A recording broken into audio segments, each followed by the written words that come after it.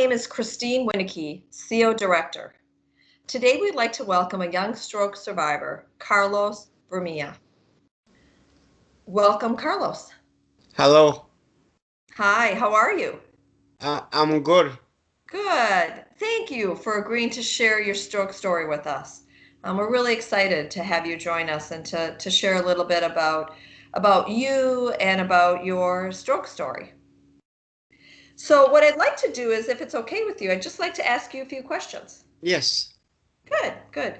Can you tell us a little bit about you, Carlos? Like maybe just share a little bit about like your life before your stroke, and then we can talk a little bit about after your stroke. yeah. Um, so before the stroke, everything was fine. I was working. At, I was a working sales man, sales cars.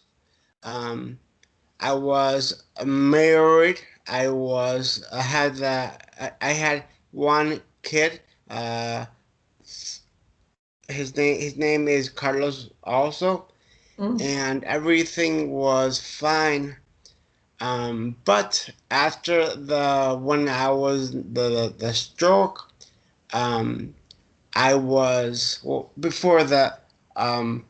I was going to verse the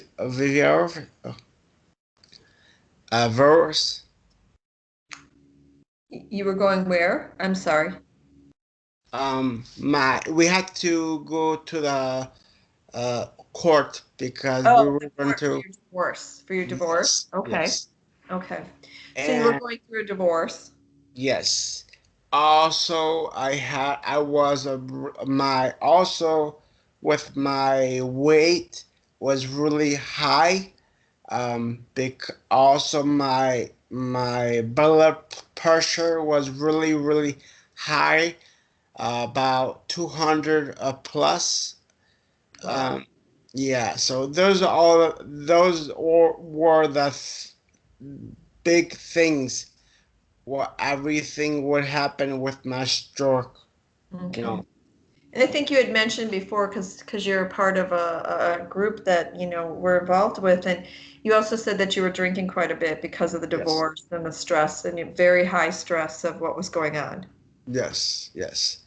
So So tell us a little bit about what happened then. So you had a stroke? yes, I was I was 2016 was the first was the stroke. Been so it's been like 4 years now. And Uh, how old were you at that time? yes, I was 32. Oh, I'm sorry, 38. You were 38. Okay, so when Yes, you had your stroke, you were 38. Okay. yes, And so I'm assuming that after you had your stroke, it affected your family life quite a bit yes. in your life. How did things change after you had your stroke? All the my friends was down. They were not there. It was only just my family. Um, you know, the Mhm. first year I have to uh I have to go to a therapy, Okay. and I lived with my mom for a year. After your stroke, not prior to your stroke, but after your stroke. Yeah. So after 1 year, then I get a apartment. But before I had to live with my mom. So Okay. And how do you think the strokes kind of changed you? You said that your friends no longer hang out with you. no. How has it changed your life? I mean, as far as what about like your physical? How have you changed physically? Well, when I was before I was really big. Uh, the weight I was 200 plus 260. It was the biggest, and then now I am 170. So it was really 100 plus, 100 pounds. So Wow, now I am trying to get healthy, with, with myself, and yeah. that's great. And I'm assuming that's helped your blood pressure and everything else too. Yeah. Every now everything is with my health is good Good. now. And Yeah. maybe friends don't recognize you because you've lost a whole person. Yeah, right. Yes, So true, it's totally true. different. Yes. So that could be, and maybe just, you said you were drinking quite a bit and things Yeah, were very stressful. Now you're changing your lifestyle yeah. and that's probably a good thing. Yes, it was. It was. And when I was going to in the courts with my divorce, Hmm. I didn't have my son for a year, so that was really hard with me. Yeah, very stressful. Do you have your son with you now? Yeah. Not today, but yes, we have I have usually like 4 days per week. Oh, nice. So you get to spend time with your son. Yes, a lot times. That's great. So, can you share a little bit about some of the deficits that you have? Yes, so my speech, I have the speech, also my leg, my foot, and my uh, arm. So the arm, I really can't do anything with my arm, but I can't my leg. I can walk, but I can't run. Okay. So, how do you get around as far as like with your son? And I mean, are you able to drive?